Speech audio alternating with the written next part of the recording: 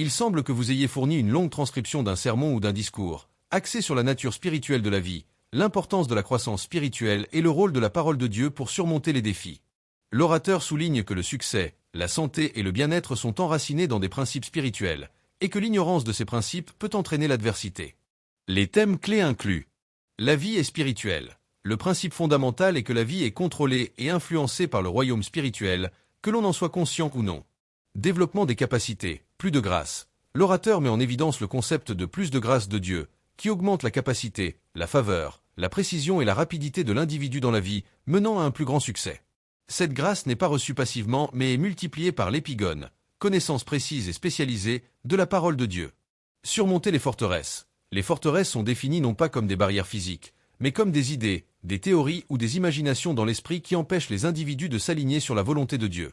Celles-ci peuvent conduire à l'autosabotage, à l'orgueil et même à des actes violents. Les armes de notre guerre sont spirituelles, conçues pour abattre ces forteresses et amener chaque pensée à l'obéissance du Christ. Importance de la parole de Dieu. La Bible est présentée comme une lampe pour les pieds et une lumière pour le sentier, fournissant la connaissance, un bon jugement et les moyens d'éviter de s'égarer. Méditer sur la parole lui permet de demeurer richement à l'intérieur, transformant la nature de l'individu et permettant la croissance spirituelle. Application pratique des principes spirituels. L'orateur donne des exemples comme la dîme, le fait de ne pas argumenter avec la parole et de bénir ceux qui vous persécutent comme des indicateurs de croissance spirituelle. Il contraste la croissance spirituelle authentique avec les manifestations religieuses extérieures qui masquent la colère intérieure ou les commandements bibliques non respectés. Idolâtrie et pauvreté. L'idolâtrie est identifiée comme un problème spirituel majeur, en particulier en Afrique, et est directement liée à la pauvreté, quelle que soit la prospérité matérielle. Fréquentation de l'Église. La fréquentation de l'Église est soulignée comme étant cruciale pour recevoir la connaissance spirituelle, la compréhension et un jugement sain, en faisant une priorité pour la croissance personnelle. Le message central est que les croyants doivent s'engager activement avec la parole de Dieu et les principes spirituels pour expérimenter une victoire et une croissance continue dans tous les domaines de la vie, plutôt que d'être ignorants ou de lutter contre les lois spirituelles. La vie est spirituelle, une réalité inéluctable. L'idée centrale de ce discours, martelée avec insistance par l'orateur, est que notre existence n'est pas seulement physique, mais fondamentalement spirituelle. Il s'agit d'une vérité universelle qui s'applique à tous, que l'on en soit conscient ou non, que l'on y croit ou non. Cette perspective est la clé de voûte de toute sa pensée sur le succès, la santé et le bien-être. Une loi universelle, indépendante de la croyance. Pour l'orateur, le caractère spirituel de la vie n'est pas une opinion, mais une loi intrinsèque au fonctionnement du monde. Il illustre ce point avec des comparaisons percutantes issues du monde physique. Loi de l'électricité. Peu importe si vous connaissez les principes de l'électricité. Si vous touchez un fil sous tension sans précaution, vous serez blessé. L'ignorance ne vous protège pas des conséquences. Loi de la gravité. Vous pouvez nier l'existence de la gravité tant que vous voulez. Si vous sautez d'un balcon, vous tomberez. Ces analogies soulignent que les lois spirituelles opèrent avec la même implacabilité. Elles produisent des effets, qu'ils soient bénéfiques ou néfastes, en fonction de la manière dont on interagit avec elles. L'orateur insiste, que vous le sachiez ou non, cela n'a pas d'importance. C'est influencé et contrôlé par le royaume de l'esprit. L'influence profonde du royaume spirituel. Selon le discours, nos vies sont influencées et contrôlées directement par le domaine spirituel. Cela signifie que les événements quotidiens, nos réussites, nos échecs, notre santé, et même les maladies, peuvent avoir des racines spirituelles profondes qui échappent à une explication purement matérielle ou scientifique. L'orateur cite des exemples marquants pour étayer son propos. Un médecin hautement qualifié, cloué dans un fauteuil roulant pendant des années, malgré toute sa connaissance médicale. Un jeune homme brillant, avec un parcours scolaire exemplaire, première classe, master, doctorat, dont la vie a été saisie par une condition spirituelle inexplicable par les meilleurs médecins. Ces cas sont présentés comme des preuves irréfutables que la réalité spirituelle prime parfois sur la logique et la connaissance du monde physique. Les mystères inexpliqués par la raison humaine. Pour renforcer l'idée que la vie est spirituelle, l'orateur évoque des récits bibliques qui, selon lui, défient toute explication naturelle. La traversée de la mer Rouge. Comment 6 millions de Juifs ont-ils traversé la mer alors que l'armée égyptienne s'est noyée au même endroit? L'orateur rejette l'idée d'une faible profondeur d'eau, car cela n'expliquerait pas la noyade des chars et des cavaliers. Les 40 ans dans le désert. Comment les chaussures des Israélites ont-elles grandi avec eux, et pourquoi n'y avait-il pas une seule personne faible parmi leurs tribus? Ces événements, impossibles à comprendre avec une approche purement rationnelle, sont mis en avant pour prouver l'existence de lois spirituelles qui surpassent et interagissent avec les lois physiques. L'homme, un être spirituel par nature. Le fondement de cette doctrine est la nature même de l'être humain. L'homme est un esprit, et parce que l'homme est un esprit, il ne peut être contrôlé que par le royaume de l'esprit, et il doit participer au royaume de l'esprit parce qu'il est nativement spirituel. Ignorer cette vérité fondamentale équivaut à se duper soi-même. C'est ne pas comprendre notre propre essence, et par conséquent, les mécanismes par lesquels nous pouvons atteindre notre plein potentiel. Ignorance spirituelle, source d'affliction. Pour l'orateur, le manque de compréhension de cette réalité spirituelle est la cause profonde de nombreux problèmes. Les gens sont détruits par manque de connaissances spirituelles. Cette ignorance mène à des actions qui mettent les gens en esclavage, qui détruisent le travail de leurs mains, et ils ne savent pas pourquoi. En somme, l'affirmation que la vie est spirituelle est bien plus qu'une simple croyance religieuse. C'est une déclaration sur la nature fondamentale de la réalité, un appel à voir au-delà du visible et à comprendre que les forces invisibles du royaume spirituel jouent un rôle déterminant dans chaque aspect de notre existence. Accepter cette vérité est la première étape cruciale pour s'aligner sur les lois divines et vivre une vie de victoire et d'épanouissement. La vie est spirituelle, une réalité inéluctable et ses conséquences. Nous avons établi que la vie n'est pas simplement une affaire physique, mais qu'elle est intrinsèquement spirituelle, influencée et contrôlée par un royaume invisible. Cette vérité fondamentale a des conséquences profondes sur la manière dont nous comprenons et vivons notre existence. La conséquence de l'ignorance spirituelle. L'orateur insiste avec force sur un point crucial. L'ignorance de cette dimension spirituelle est une forme de duperie de soi et mène inévitablement à l'adversité. Il ne s'agit pas d'une punition divine arbitraire, mais d'une application des lois spirituelles, tout comme ignorer la gravité entraîne une chute. Quand on ne reconnaît pas que la vie est spirituelle, on cherche des solutions dans les mauvais domaines. Un médecin confronté à une maladie inexplicable, ou un étudiant brillant dont la vie est gâchée par un problème spirituel, en sont des illustrations frappantes. Leur connaissance et succès dans le monde matériel s'avèrent impuissants face à des problèmes ayant des racines spirituelles. Cette ignorance est également la raison pour laquelle, selon l'orateur, les gens sont détruits par manque de connaissances spirituelles. Cela ne signifie pas un manque d'intelligence, mais un manque de compréhension des principes qui régissent le domaine spirituel. Cela conduit à des actions qui, involontairement, mettent les individus en esclavage ou détruisent le travail de leurs mains, sans qu'ils en comprennent la cause profonde. Participer au royaume de l'esprit, une nécessité. Puisque l'homme est un esprit et nativement spirituel, il ne peut véritablement s'épanouir qu'en participant activement au royaume de l'esprit. Cela implique bien plus qu'une simple adhésion religieuse. Cela signifie comprendre et interagir avec les lois et les réalités de ce domaine spirituel. La capacité à manifester la grâce accrue, à surmonter les forteresses mentales et à utiliser la parole de Dieu ne découle pas d'une intelligence physique ou d'une fortune matérielle, mais d'une connexion et d'une participation consciente au spirituel. C'est cette participation qui permet de s'aligner sur la volonté divine et d'activer les principes qui mènent à la victoire. Conclusion. Changer de perspective pour la victoire. En fin de compte, la reconnaissance que la vie est spirituelle est le point de départ essentiel pour une transformation complète. Cela nous invite à changer notre cadre de référence. Ne plus voir les problèmes uniquement sous un angle physique, psychologique ou socio-économique, mais considérer leur dimension spirituelle. Chercher des solutions spirituelles. Comprendre que les armes de notre guerre ne sont pas charnelles et que la victoire vient en appliquant les principes divins. Investir dans la connaissance spirituelle. Prioriser l'apprentissage de la parole de Dieu et des lois du royaume spirituel, car c'est là que réside le pouvoir de changer les circonstances. C'est cette perspective spirituelle qui, selon l'orateur, permet de passer d'une vie de haut et de bas à une vie de victoire constante, où l'on est toujours gagnant, même face à l'adversité. Nous avons exploré comment le discours positionne la vie comme étant fondamentalement spirituelle, une vérité universelle qui s'applique à tous, indépendamment de la conscience ou de la croyance. Cette perspective a des implications majeures pour comprendre notre existence et nos défis. La conséquence de l'ignorance spirituelle, l'affliction et la stagnation. L'orateur insiste que l'ignorance des lois spirituelles n'annule pas leurs effets, mais garantit plutôt des conséquences négatives. C'est une loi de cause à effet. Si l'on ne comprend pas que la vie est spirituelle, on cherchera des solutions dans les mauvais domaines, et les problèmes persisteront ou s'aggraveront. Les exemples sont frappants. Le médecin en fauteuil roulant et l'étudiant brillant dont la vie est brisée illustrent que l'intelligence et le succès matériel ne protègent pas contre les afflictions d'origine spirituelle. L'orateur affirme que les gens sont détruits par manque de connaissances spirituelles. Ce n'est pas un manque de QI, mais un déficit de compréhension des principes qui gouvernent le royaume de l'esprit. Cette lacune conduit à des actions qui, souvent involontairement, emprisonnent les individus ou sabotent leurs efforts, les laissant perplexes quant à la cause de leur malheur. L'homme, un esprit qui doit participer au royaume spirituel. Au cœur de cette compréhension réside la nature même de l'être humain. L'homme est un esprit. Puisque nous sommes des êtres spirituels par nature, Il est impératif de participer activement au royaume de l'esprit pour fonctionner pleinement et vivre une vie épanouie. Cette participation va au-delà d'une simple adhésion religieuse. Elle exige une interaction consciente et une compréhension des lois spirituelles. La capacité à recevoir et à multiplier la grâce accrue, à démanteler les forteresses mentales et à utiliser efficacement la parole de Dieu ne provient pas de l'intellect ou de la richesse matérielle.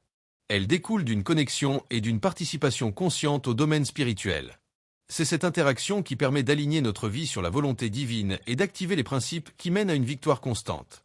Une invitation au changement de cadre de référence. En résumé, l'affirmation que la vie est spirituelle est un appel puissant à reconsidérer notre perspective sur l'existence.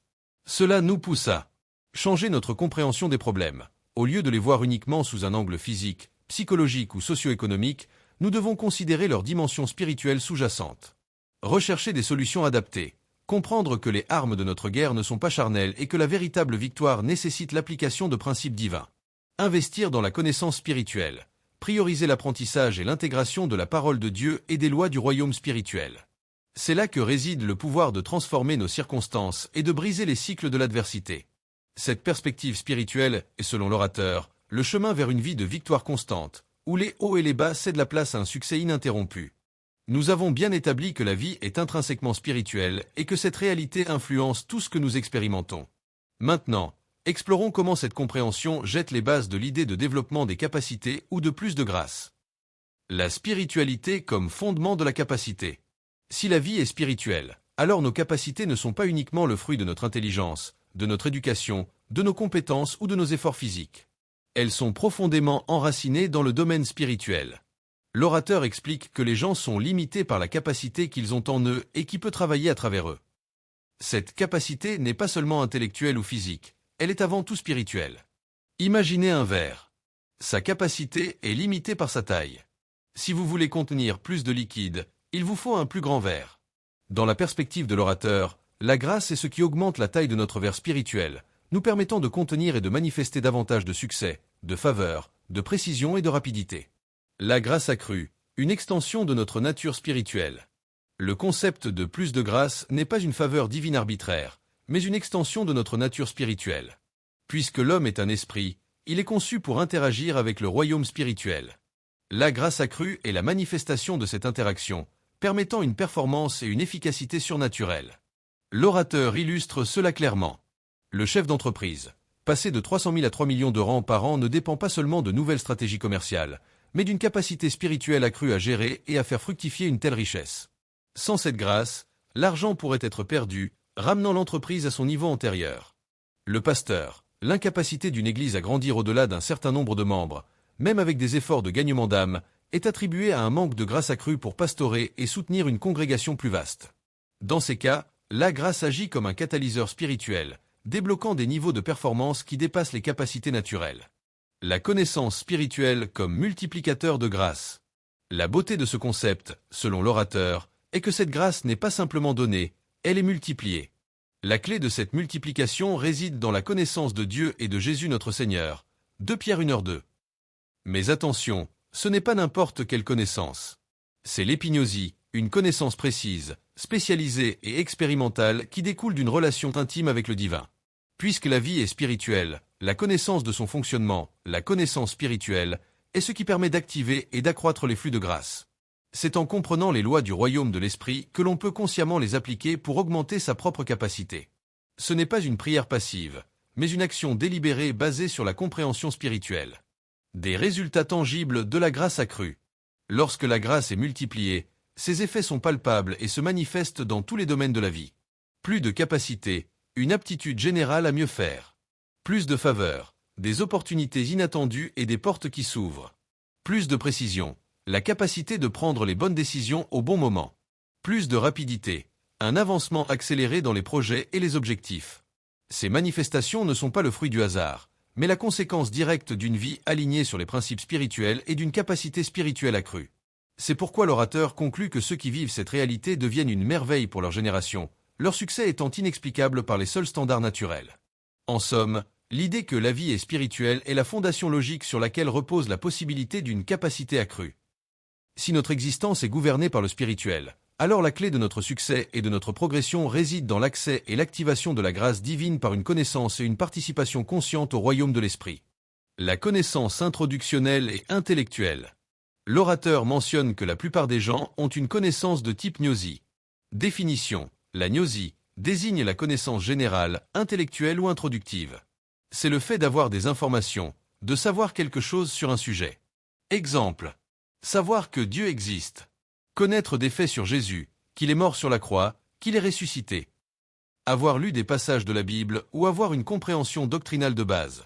C'est la connaissance que l'on acquiert en recevant Christ comme Seigneur et Sauveur, le début du voyage. L'imitation. Pour l'orateur, bien que nécessaire comme point de départ, la gnosie seule n'est pas suffisante pour débloquer la pleine puissance de la grâce. Elle peut rester au niveau théorique et ne pas produire les résultats transformateurs attendus dans le domaine spirituel. C'est pourquoi beaucoup de chrétiens ne comprennent pas pourquoi les choses ne fonctionnent pas pour eux. Ils ont la gnosie, mais il leur manque la profondeur de l'épignosie. Épignosie, la connaissance précise, expérientielle et relationnelle. En contraste frappant, l'orateur souligne que la multiplication de la grâce et de la paix, que la grâce et la paix vous soient multipliées par la connaissance de Dieu et de Jésus notre Seigneur, 2 Pierre 1h2, ne vient pas de la gnosie, mais de l'épignosie. Définition. L'épignosie est une forme de connaissance plus profonde, plus complète, plus précise et expérimentale. Le préfixe épi signifie sur ou en plus de, suggérant une connaissance qui va au-delà de la simple information. C'est une connaissance qui découle de l'intimité, de l'expérience vécue et d'une relation personnelle. Caractéristique. Accurate, précise. Il ne s'agit pas d'une vague compréhension, mais d'une certitude fondée sur la vérité divine. Spécialiste, spécialisée. Elle est adaptée à la situation, pertinente et applicable. Expérientiale, expérientielle. Cette connaissance est vécue. On ne sait pas seulement à propos de Dieu, on connaît Dieu personnellement à travers l'expérience. Relationnelle, relationnelle. Elle implique une connexion profonde avec celui qui est connu. C'est la connaissance d'un ami proche, pas d'une connaissance lointaine. Son rôle dans la grâce accrue, l'orateur insiste, cette connaissance est une connaissance spéciale. C'est une connaissance de relation. C'est une connaissance expérientielle. C'est cette connaissance profonde et intime de Dieu qui est le véritable multiplicateur de la grâce. Ce n'est pas en priant au Dieu ajoute plus de grâce que cela se produit, mais en recherchant activement et en cultivant cette épignosie. Pourquoi cette distinction est cruciale? Pour l'orateur, la distinction entre gnosie et épignosie est la clé pour comprendre pourquoi certains chrétiens stagnent tandis que d'autres manifestent une capacité surnaturelle. Du théorique au pratique, l'épignosie transforme la connaissance théorique en une réalité pratique qui produit des résultats tangibles. Plus de capacité, de faveur, de précision, de vitesse. Responsabilité personnelle. Elle place la responsabilité de la multiplication de la grâce sur l'individu. Ce n'est pas une question de chance ou d'une intervention divine imprévisible, mais de l'engagement personnel dans la recherche de cette connaissance intime. Surmonter l'ignorance. C'est la solution au problème de manque de connaissance spirituelle qui détruit les gens. La gnosie peut être présente, mais l'absence d'épignosie maintient les forteresses et limite le potentiel divin. En somme, alors que la gnosie est l'entrée dans la foi, l'épignosie est le chemin vers la plénitude de la vie spirituelle et la manifestation d'une grâce accrue. C'est en allant au-delà de la simple information pour cultiver une connaissance profonde et vécue de Dieu que le croyant peut débloquer sa véritable capacité surnaturelle. L'orateur explique que la plupart des gens commencent avec une connaissance de type gnosie. Qu'est-ce que c'est? C'est la connaissance générale, intellectuelle ou introductive. Il s'agit d'avoir des informations sur un sujet, de savoir à propos de quelque chose. Exemple concret, savoir que Dieu existe, connaître des faits sur la vie de Jésus, avoir lu quelques passages de la Bible, ou comprendre les doctrines de base du christianisme. C'est la connaissance que l'on reçoit lorsqu'on accepte Christ comme son Seigneur, le point de départ du parcours spirituel. Les limites. Bien que nécessaire, la gnosie seule est insuffisante pour libérer la pleine puissance de la grâce. Elle peut rester purement théorique et ne pas produire les résultats transformateurs attendus dans la vie pratique. C'est pourquoi, selon l'orateur, de nombreux chrétiens sont perplexes quant à la raison de leurs problèmes. Ils ont la gnosie, mais il leur manque la profondeur de l'épignosie. Épignosie, la connaissance précise, expérientielle et relationnelle. En contraste frappant, l'orateur insiste sur le fait que la multiplication de la grâce et de la paix, comme mentionné dans 2 Pierre 1h2, que la grâce et la paix vous soient multipliées par la connaissance de Dieu et de Jésus notre Seigneur, ne vient pas de la gnosie, mais de l'épignosie. Qu'est-ce que c'est? C'est une forme de connaissance plus profonde, complète, précise et expérimentale. Le préfixe épi signifie sur ou en plus de, suggérant une connaissance qui dépasse la simple information. C'est une connaissance qui naît de l'intimité, de l'expérience vécue et d'une relation personnelle. Ses caractéristiques clés. Précise. Pas une vague compréhension, mais une certitude ancrée dans la vérité divine. Spécialisée. Elle est pertinente et applicable à des situations spécifiques. Expérientielle. On ne sait pas seulement sur Dieu, on le connaît personnellement à travers des expériences vécues. Relationnelle. Elle implique une connexion profonde et intime avec le divin, comme celle que l'on a avec un ami très proche. Son rôle crucial dans la grâce accrue. L'orateur est catégorique. Cette connaissance est une connaissance spéciale. C'est une connaissance de relation. C'est une connaissance expérientielle. C'est cette connaissance profonde et intime de Dieu qui agit comme le véritable multiplicateur de la grâce. Il ne s'agit pas de prier au Dieu ajoute plus de grâce, mais de chercher activement et de cultiver cette épignosie. Pourquoi cette distinction est si importante? Pour l'orateur, cette différence entre gnosie et épignosie est la clé pour comprendre pourquoi certains croyants stagnent tandis que d'autres manifestent une capacité et des résultats surnaturels. Du théorique au pratique, l'épignosie transforme la connaissance théorique en une réalité vécue qui produit des résultats tangibles, plus de capacité, de faveur, de précision, de rapidité. Responsabilité personnelle. Elle souligne la responsabilité de l'individu dans la multiplication de la grâce. Ce n'est pas une question de chance ou d'une intervention divine imprévisible, mais de l'engagement personnel à rechercher cette connaissance intime. Surmonter l'ignorance, c'est la solution au manque de connaissances spirituelles qui, selon l'orateur, détruit les gens. La gnosie peut exister, mais l'absence d'épignosie permet aux forteresses de persister et limite le potentiel divin du croyant. En bref, si la gnosie est l'introduction à la foi, l'épignosie est le chemin vers la plénitude de la vie spirituelle et la manifestation d'une grâce accrue. C'est en allant au-delà de la simple information pour cultiver une connaissance profonde et vécue de Dieu que le croyant peut débloquer sa véritable capacité surnaturelle. Pourquoi la gnosie est insuffisante pour la pleine manifestation? La gnosie représente la connaissance intellectuelle ou initiale. Elle est essentielle pour commencer le parcours de foi, savoir que Dieu existe, comprendre les bases de l'Évangile ou se familiariser avec les récits bibliques. C'est le point de départ de tout croyant, souvent acquis au moment de la conversion ou par l'enseignement doctrinal. Cependant, l'orateur souligne que se limiter à cette forme de connaissance est une cause majeure de stagnation pour de nombreux chrétiens. Ils peuvent servir Dieu, être fidèles à Dieu, mais ne pas voir les résultats attendus dans leur vie. Pourquoi? Parce que la gnosie seule ne suffit pas à briser les forteresses mentales ou activer les lois spirituelles pour un progrès tangible. C'est une connaissance sur Dieu, mais pas une connaissance de Dieu dans l'expérience vécue. L'épignosie, la connaissance qui transforme et multiplie la grâce. L'épignosie, en revanche, est le moteur de la multiplication de la grâce et de la paix. Le préfixe épi implique une intensification, une surabondance, une connaissance qui s'ajoute à une connaissance existante pour la rendre complète et parfaite. Ce n'est plus une simple information, mais une véritable compréhension expérimentale et relationnelle. Ces caractéristiques sont cruciales. Précises et spécialisées, il s'agit d'une clarté non diluée sur la nature de Dieu, ses principes et son fonctionnement dans des situations spécifiques. Ce n'est pas une généralité, mais une application éclairée. Expérientielle. Cette connaissance est forgée dans l'expérience personnelle avec Dieu. Ce n'est pas quelque chose que l'on lit et que l'on retient, mais quelque chose que l'on vit. C'est en faisant l'expérience de la fidélité de Dieu, de sa puissance et de ses voies que l'on acquiert cette épignosie. Relationnelle. Plus qu'une connaissance conceptuelle, c'est une connaissance intime qui découle d'une relation profonde et continue avec Dieu, similaire à la connaissance que l'on a de quelqu'un qu'on aime profondément et avec qui on a partagé de nombreuses expériences. Cette épignosie est ce qui permet au croyant de ne pas mendier la grâce, mais de la multiplier activement dans sa vie. Elle fournit la sagesse divine pour prendre les bonnes décisions, bon jugement, avoir la faveur et la rapidité dans l'action, et finalement, devenir une merveille aux yeux des autres. L'application pratique de l'épignosie. Pour l'orateur, l'épignosie est le chaînon manquant pour beaucoup. Elle est le moyen de passer de la compréhension passive à l'application dynamique des vérités spirituelles.